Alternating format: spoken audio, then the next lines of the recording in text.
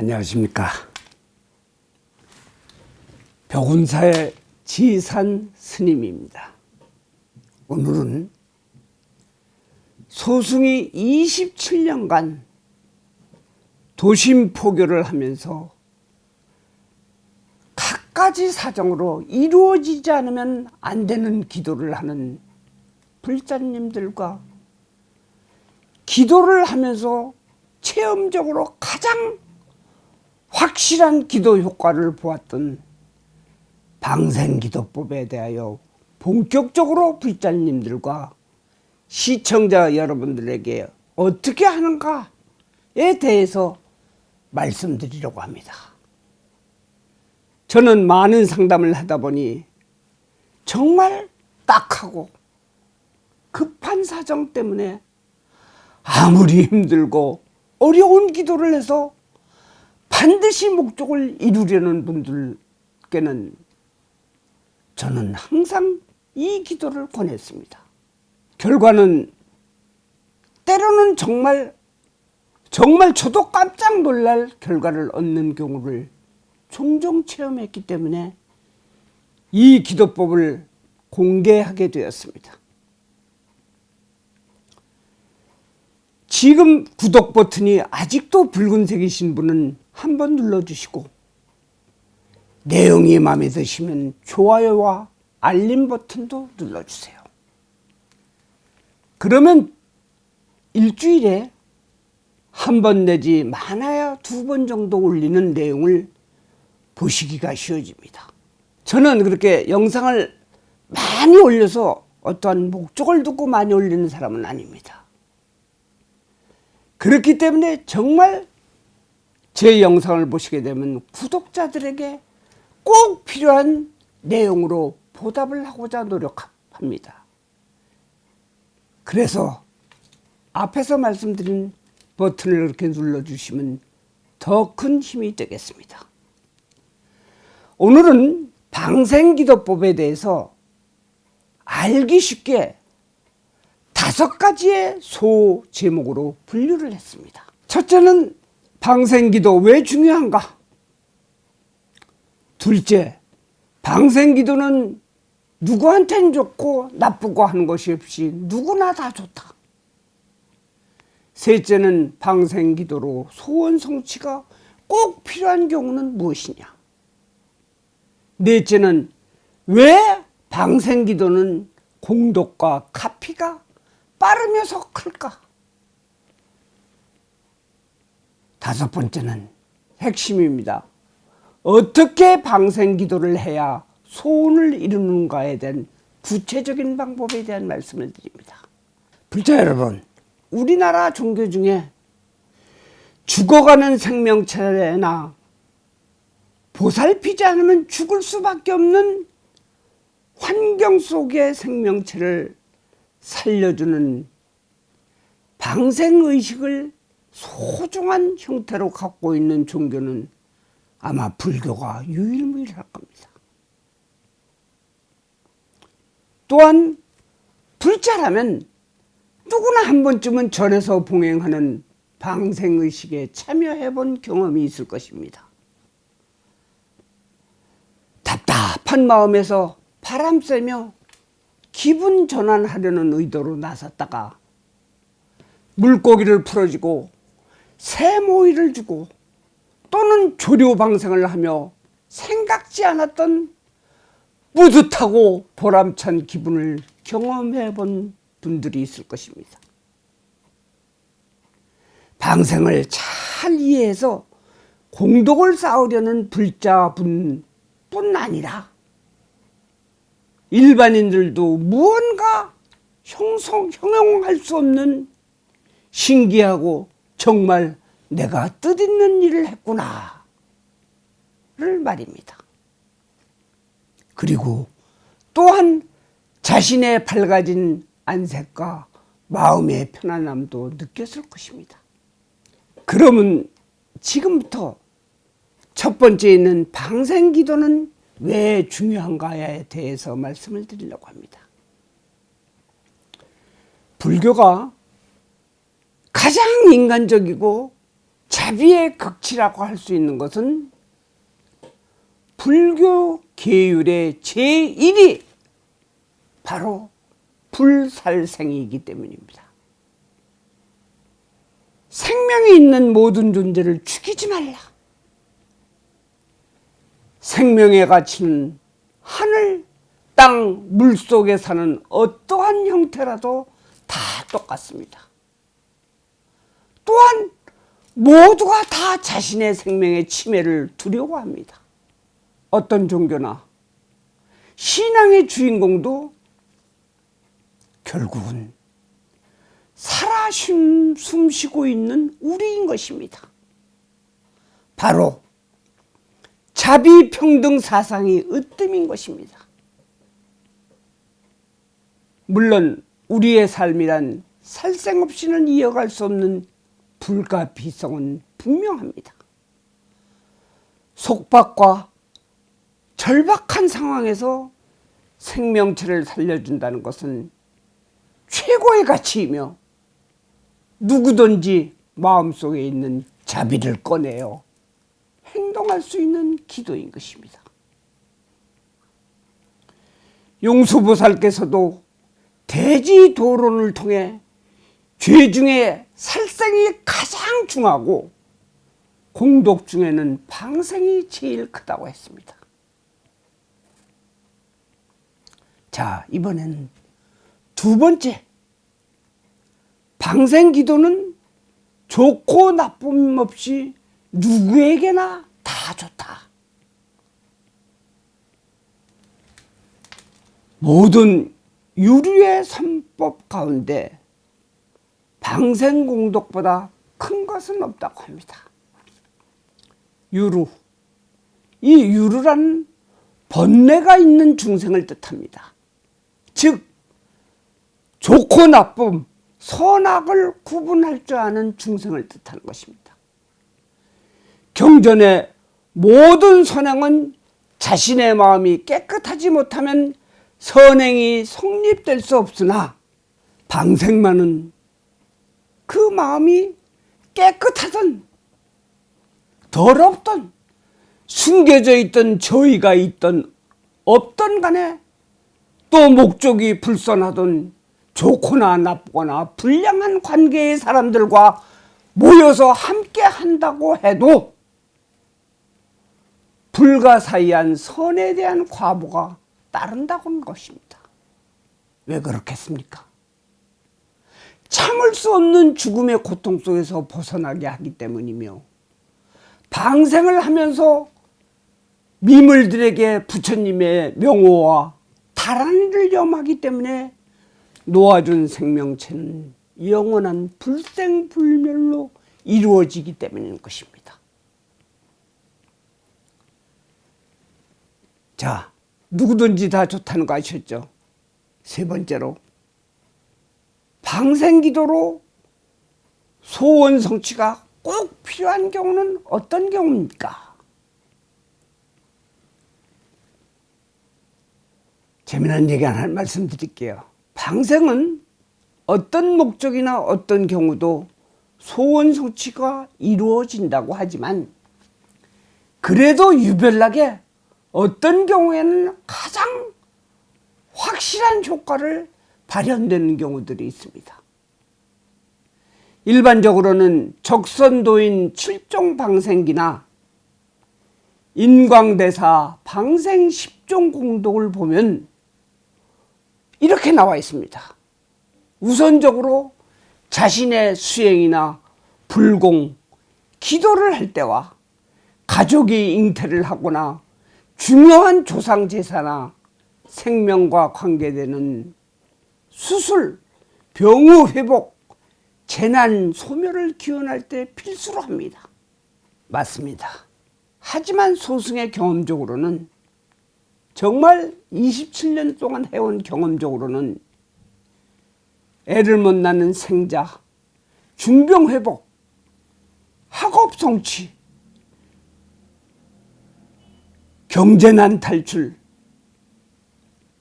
못 만났었던 가족상봉, 결혼 등 반전이나 기적적인 바람이 있을 때 그 가치를 더더욱 발휘하게 됩니다.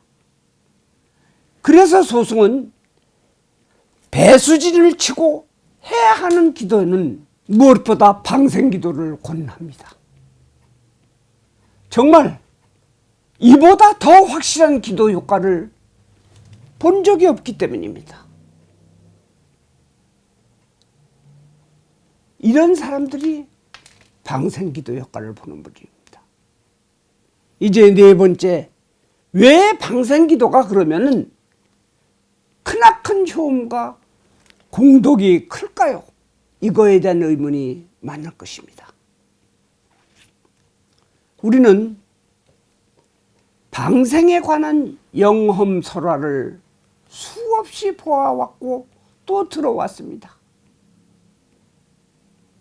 기적의 반전의 이야기들을 많이 보고 들을 수 있어도 역시 그 안에 흐르는 맥락은 방생공덕은 미물들의 보은공덕과 살려준 것에 대한 고마움에 대한 보은공덕과 방생을 함으로 인간의 탐진치와 살기를 버려짐으로 얻어진 진공묘유의 작용과 비움으로 인해서 생긴다는 작용과 전생의 살생의 업장을 소멸하여 매듭이 풀어지는 것입니다. 중국의 연수대사 이야기 하나 하겠습니다. 송나라 때 과거 급제를 한 수재의 선비가 있었는데 그는 너무 방생을 좋아하므로 나라에서 받는 녹봉을 전부 방생에 사용했습니다. 그것도 돈이 모자라는 거니까 공금을 사용하다가 걸렸습니다. 결국은 처형을 당하게 되어서 칼로 목을 치료해더라도 여전히 미소를 띠고 안색이 하나도 변하지 않자 왕이 그를 풀어줬다고 합니다. 그 후 그가 스님이 되었는데 바로 그가 방생의 전설인 연수대사입니다. 방생을 많이 함으로 안색이 항상 부드럽고 몸에 살기도 없어 심지어는 종달새가 연수대사의 옷소매 속에 집을 지었다고 합니다. 우리의 석가모니 부처님께서도 6년 고행 시 머리 위에 까치집을 지었다는 일화가 있습니다. 이런 연수대사가 열반 후 어느 스님이 낯 모르는 스님이 연수대사의 부도탑을 밥도 안 먹고 며칠 동안 끊임없이 돌고 있는 것입니다. 해서 그 연유를 물으니 어변이 많아 어느 날 갑자기 요절을 하게 됐는데 이 요절을 하게 된 스님이 염라대왕 앞에서 재판을 받으려 가니까 염라대왕이 어떤 스님의 초상화를 뒤에다 걸어놓고 죄인을 신문할 때마다 향을 사르고 예배를 드리는 것입니다. 궁금해서 저 초상화의 주인공이 누구냐고 물으니 송나라의 연수대사인데 인간 세상에서 이처럼 많은 생명을 구한 분이 없어 내가 숭배하노라고 하면서 자네도 사실은 아직도 명이 조금 남아있는데 저승사자가 잘못 데려왔으니 다시 세상에 내려가라 하고 내보내서 내려와서 바로 연수대사의 부도탑을 돌고 있다고 하는 것입니다. 염라대왕조차 예배하는 상대가 바로 방생을 많이 한 연수대사입니다. 그러니 우리 같은 중생들이 방생기도를 한다면 어찌 복덕이 이루어지지 않겠습니까? 우리도 목숨의 은혜를 가장 크게 생각하는 것과 같은 것입니다. 자, 이번에는 이 유튜브 영상의 핵심이 되는 5번째 이야기입니다. 어떻게 방생을 해야, 어떤 방법으로 해야지 소원이 이루어지는가에 대한 구체적인 안을 말씀을 드리겠습니다. 우선 저는 방생을 하려고 마음을 먹게 되면 내가 어떤 형태의 방생을 할까를 결정해야 합니다. 오히려 미물들에게 공포감을 주거나 생태계 교란이나 파괴를 자초할 수 있는 방생은 안 하니만 못합니다.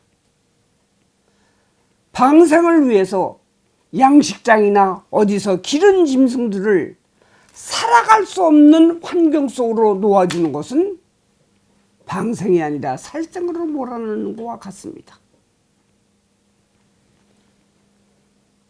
둘째는 내가 이 방생을 단체적으로 할 것이냐, 나 혼자 할 것이냐 따라서 결정을 해야 됩니다.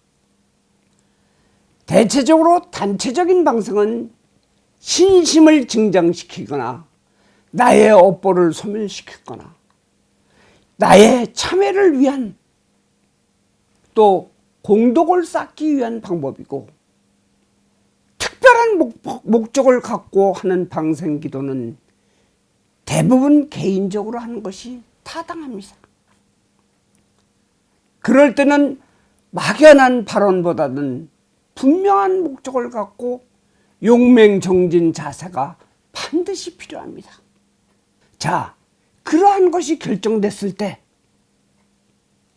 세 번째는 기도 목적에 따라서 방생을 해야 할 미물들의 숫자를 정하고 기도 일정을 짠 후 금강경을 통해 신심증장과 확신을 갖게 하고, 신심증장이라는 것은 불심을 올려야 된다는 얘기입니다. 두 번째는 관음기도를 통해 대자대비의 가피를 받습니다. 관세음보살의 협시보살도 좌보초 남순동자 우보초 해상용왕입니다.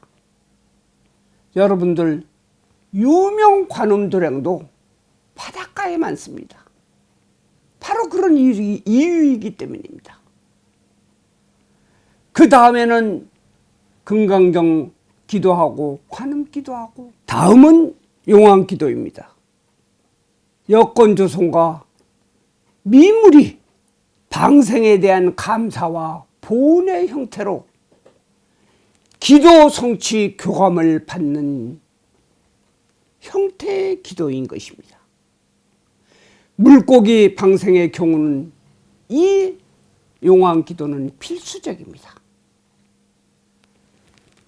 끝으로 뿌리 없는 나무가 없듯이 이토록 중요한 방생기도엔 반드시 선망초상과 유주무주 인연연가를 위한 천도제도 빠질 수 없습니다. 나의 소원을 위해 한치의 오차도 없는 방생기도법이 되는 것입니다. 불자 여러분, 시청자 여러분, 제가 이렇게 왜 열심히 여러분에게 설명을 드리겠습니까? 벽운사에서는 25년 이상을 생태교란이나 미물들에게 고통을 주지 않기 위해서 바닷방생을 고집해왔습니다. 동이 트는 새벽에 어부들이 잡아오는 고기를 중매인을 통해 현지 항구에서 매입하여 그 바다에 놓아준다면 아마 생태의 걱정은 없기 때문입니다. 이것도 또한 단체로 할 경우와 개인으로 할 경우를 잘 가려서 적절한 방생기도를 통해 공덕 쌓고 반드시 소원 성취할 수 있는 길을 열심히 달려왔습니다. 다만 현재는 코로나 사태로 버스 이동이 불가하므로 단체 방생은 내년 중반까지 쉬고 있습니다. 오늘 제가 못다한 이야기가 많습니다. 그 중에 꼭 해야 할 말씀은 우주는 하나입니다. 인연법과 연기법을 믿는다면 내가 살려준 고기가 얼마나 크게 나에게 돌아올 것인가에 대한 방생기도가 얼마나 중요한지를 꼭 알기를 바랍니다. 모두가 행복하고 좋은 날들로만 이어가길 바라면서 오늘 방송 여기서 마치겠습니다. 안녕히 계십시오. 감사합니다.